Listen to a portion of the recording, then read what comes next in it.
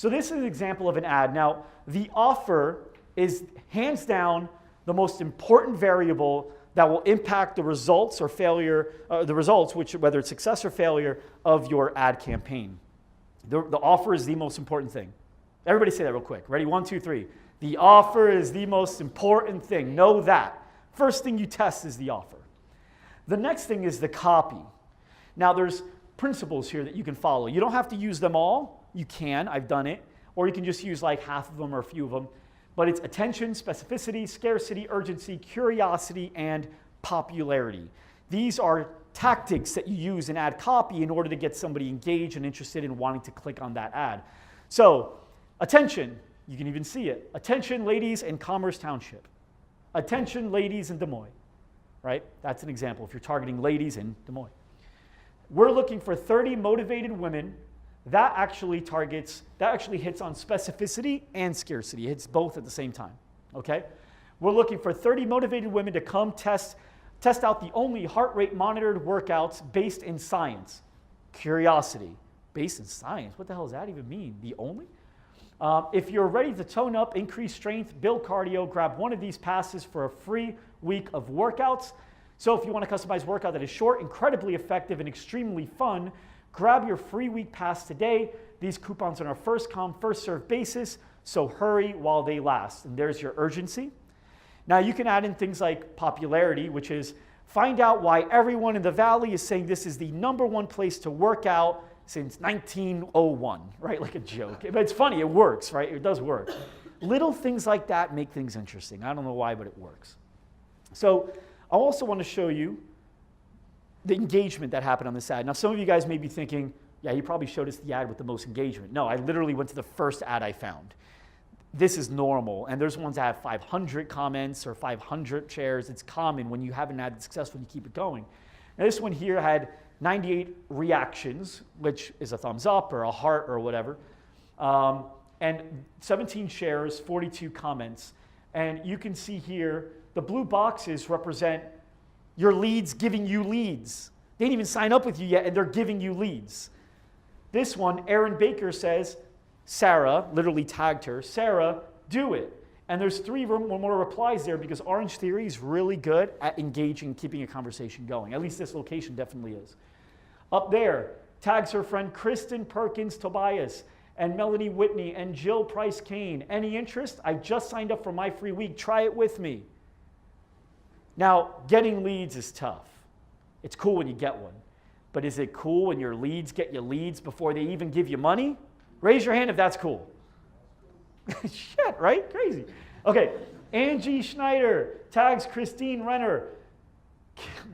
Kilda, remember Sam, yesterday we were talking about this. Is that like a real name? Kilda with a K-H. Tags her friend Elise. Angie re-tagged her friend Christine because Christine didn't say anything. I'm going to tag her again. She's following up with leads for you. Is that crazy? And again, I didn't do homework and like look for one that had that in there. I just pulled that one up. This is normal.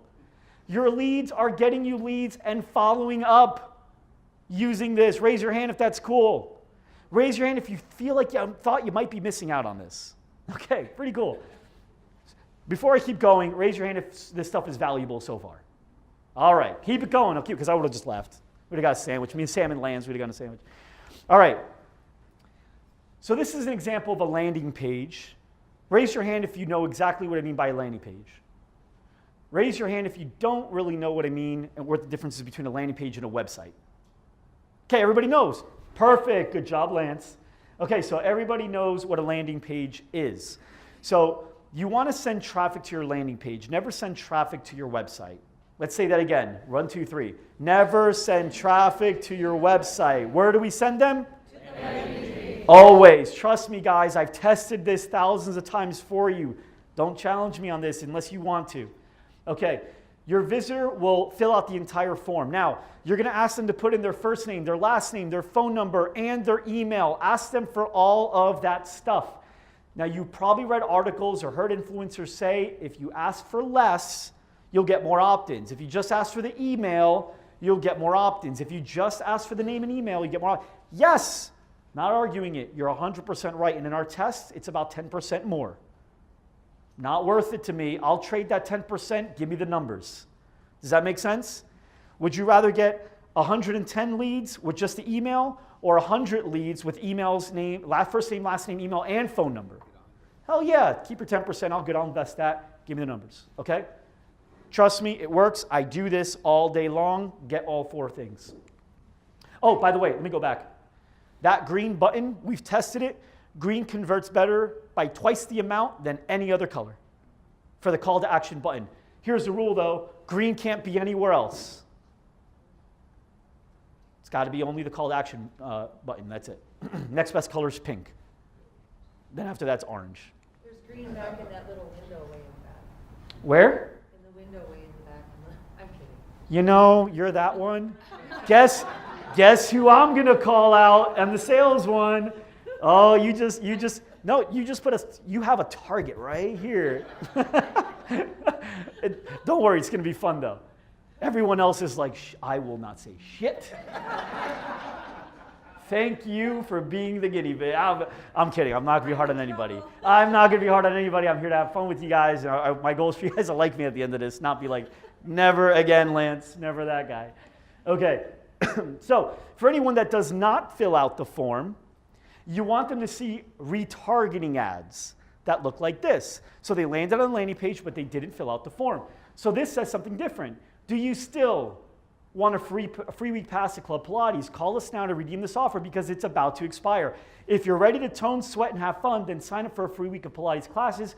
Call now to secure your offer, and then you put the phone number. And we like to show the video in the retargeting ad that is exactly the same as the video they saw on the landing page because that connects the dots for them.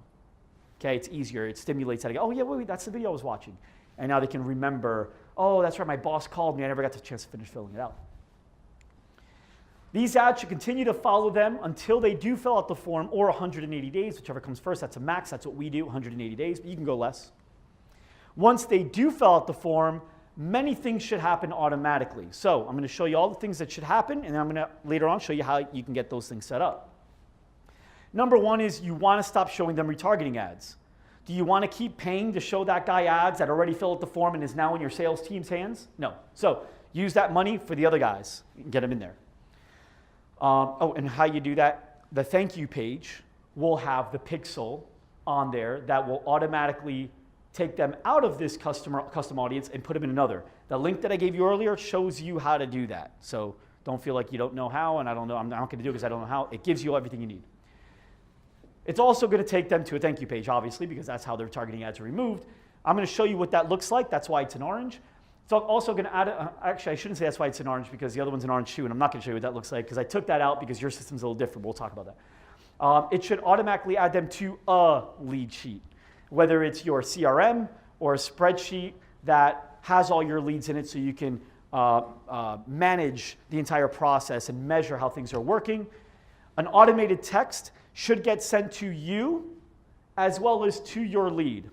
Raise your hands if you check your emails literally as they come in. Raise your hands if you check your texts more often than you probably check your emails. Raise your hand if you think the average person checks their texts more often than they check their emails. Open rate on a text message is something crazy, like 96%. On an email, depending on the study, you've seen things between 16 and 35%. So people will check text messages much more often. Sending them a text message is important. And it's also important for another reason, because raise your hand if you are not only the person running classes sometimes, but you're also the person doing a bunch of other things, like selling, like managing things, like going to the store when you need stuff. Raise your hands if you do more than just one thing. Okay, so can you get to every lead within 5 minutes? No. Can you even check your email within 5 minutes over and over and over throughout the day? No. But you can check your text message. Now, the reason I say 5 minutes, you guys can Google this and study this if you want, but MIT, you can Google MIT 5 minutes leads, whatever, that's probably good enough. You'll be able to find the article. But MIT did a great study that shows that form leads that take longer than 5 minutes to actually be contacted from the person, the company, have a 900% decrease in contact rate. 900%. So the whole I'll get to it when I get to it doesn't work so well. But what if you were able to automatically send them a text message within a minute of them filling out the form and get them to engage that way? So you don't have to send them a text message. And what if the text message could say, hey, Johan, is that how you say it, Johan? Johan or Johan. Johan, okay. So text message could say, hey, Johan, I just got your text, or I just saw you fill out the form. I'd love for you to come on in. When's a good time for us to jump on a call? Right now it's like, okay, this is a personal text. It even says my name in it. Cool way to do it, and I'll show you how. And then an email will get sent to you, get sent to us, and get sent to Lee. We still do that because sometimes people still will use their landline, and we want to make sure they get the email at least, okay? These are the landing page softwares that we use. Now raise your hands if you've used or heard of ClickFunnels or Lead Pages. Okay, raise your hands if you have not. Great. You do not have to be a designer. You don't have to be a coder. You literally just have to know what you want on the page. That's it. They have hundreds of templates already designed beautifully that all you have to do is go, yeah, that's the one I would like. I like the way that looks. Click on that, and then raise your hand if you know how to backspace on your keyboard. Good, you can do that. This is backspace what their content is and put in yours. Raise your hand if you know how to click, drag, and drop. Raise your hand high if you know how to click, drag, and drop. I know these are silly questions, but it's just showing you how simple these sites are to create a beautiful landing page that works and converts, and we at Loud Rubber use for literally every one of our campaigns. Okay? Very, very simple. In fact, the landing page I showed you is created in ClickFunnels, the one I showed you for Orange Theory Fitness. Okay, so automation. So now we use Infusionsoft. You can use a bunch of other tools that I'll show you, but ultimately, I wanted to show you visually what it would look like. That represents the form, okay? Once the form is filled out, it puts them in a sequence, and this is what the sequence is. So number one, automatically get an email from Mike. Number two, it'll apply to tags, which depending on what you use, if you use something like MailChimp, it might call them lists, right? Basically saying, okay, because they filled out this form, I'm going to put them in this email list automatically. This way I can keep emailing these people things that are relevant to these people. I'm going to create an opportunity, which basically is just my way of saying, okay, this is somebody I'm following up with, right? And I'm going to set a field value, which is the lead source. I'm going to say they heard about me through here, Facebook or whatever. Because I don't create one landing page, and make sure you guys don't do this. I don't create one landing page and just send everything to it. This landing page is for this Facebook ad. And then I'll duplicate it. In ClickFunnels or Lead Pages, you can right-click, duplicate, and create the exact same landing page in 10 seconds. But it's a different URL. And now you can send traffic from this Facebook ad or from this YouTube ad. And now you can look back at your data in your dashboard and see which landing page converted the best. Now, if they're all duplicated landing page, meaning they're exactly the same, when one's doing better than the other, what does it tell you is the difference? The ad's the lead source, right? Does that make sense to you guys? Duplicate landing pages from multiple sources. Do not run multiple sources to one landing page. Make sense? Do I have your commitment that you'll do that? Yes? Okay, good. Here are tools that you can use for automation when it comes to emails and stuff like that. ClickFunnels does it right within its own platform, which is cool. We use Infusionsoft, however, it's expensive and I don't think it's necessary for locations like yours. We run an agency. MailChimp is probably the system I would recommend if you don't have one in place already. And ActiveCampaign is also really good. And there's really more, guys. There's a bunch of them. But I just wanted to put some together for you that I've already used and I like and I think are simple. Marketing to consumers needs a wider net. So when you're targeting B2B, you can be very specific. But here's an example of what targeting should look like for you guys. Don't add interests like they already like martial arts, or they already like boxing, or they like things like UFC, or they like things like the Karate Kid. Don't get too into it, because your net goes down. Some people don't give Facebook enough information for Facebook to know that that's a person that you're talking about. So target people like this. The address, 5-mile radius, 25 to 55, women, as an example. Now you can go 7 miles, but you guys know the farther you go, the less likely they are to actually become a member. The closer to home, the better. But the goal is that right there. You want to get at least 50,000 people that fit the demographic that you've targeted within the reach. If I were to add in something like boxing right now, it'd drop down to like less than 1,000. Okay? So you want 50,000 or greater. Now the cool thing is you go, well, yeah, but I'm going to have a lot of people that aren't relevant. Yeah, but then they won't click, right? Would you click on that phishing ad? No, so I'll show it to her. She doesn't click on it. It doesn't cost me any money. Set it up as a clicks to website or conversions, okay? So when the objective, what you'll see when you're setting up the campaign in Facebook, it's going to ask you what the objective is. You can select one of two things. Well, you can select a bunch of things, but the one of two that I'm telling you to pick, clicks to website or conversions, website conversions. Pick one of those two. Start with conversions because that's usually the most effective one. But if you want to test it against this too, we'll always test both because sometimes this does perform better. The point is, if she doesn't care about getting a free week at your studio, she's not going to click on it, and Facebook will stop showing her that ad. So when you're setting up your targeting, you're going to see this on the right, and it's going to show you what the potential reach is. Aim for 50K or higher. Now, if you have 30,000, is that bad? No, still run ads. I would say as long as you have more than 10, 15,000, it's still good to run ads, but know that the lead flow isn't going to be as great. If you're running ads with 50,000 people greater in the reach, you should expect at a very minimum 50 to 100 leads per month. And honestly, you can easily get higher than that, but I'm giving you guys like low expectations so you can be oversatisfied. But you should be able to, get at least 50 to 100 leads. And if you get 10,000 or 12,000, you may notice that you may only get like 15 or 20 leads. So to back up, this is for targeting, but on... No, this is targeting.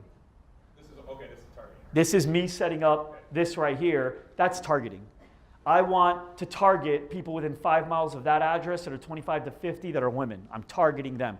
Retargeting is I don't care who they are as long as they've been to this page. So the question that I was going to ask is in regards to objectives on that. When you set your campaign up, there's like, what, 12 objectives you can pick from. There's like 3 columns. A ton, yes. So you said clicks to website under conversions. Or conversions. Or conversions. Or conversions. You can pick multiple objectives. As opposed to reach, as opposed to brand awareness. As opposed to watch video, as opposed to all those different things that are there, engagement, post engagement, as opposed to all those things, you're going to select conversions as your first test because it's the most effective generally, and then clicks to website as a test later if you wanted to see how that compares. Those are the two. So this wouldn't, the 50,000 wouldn't pertain to like if you're doing an ad specifically to an email list. No, right? I don't care if there's 500 people reach because it's such a great list, right? So that's different. That's saturated. For targeting, it's different because most people aren't going to care about coming in for a free week at your place or the offer or whatever it is, right? Most people aren't going to care, but you want to make sure you're getting in front of the people that do, okay? This is something we've tested and we've gotten specific and we've gotten broad, and broad wins in the B2C game, business to consumer. Okay. Maybe you're going to teach us how much are you spending on one ad? I will say that we never like to spend less than $500 in a month. Never. Because anything less than that doesn't give us enough activity to be able to catch patterns. And some of you guys know that anybody that watches the GSD show knows that I love basketball and I use basketball analogies. So as a basketball analogy, if I were to, let's say, try out for your team and I only took 2 shots and I missed them both, does that mean I automatically suck? Jordan's missed 2 shots in a row. Or if I make 2 shots in a row, does that mean I'm your starter? No. The worst player in the world has made 2 shots in a row, right? So you need to see more shots before you determine how much time this guy should play and if he's worthy of being on my team. Really quick, can I just hold on questions until the end? Because I want to make sure I get to all of it, but then we'll have some Q&A time, and I'll be hanging around too. Is that cool? Yep? Okay.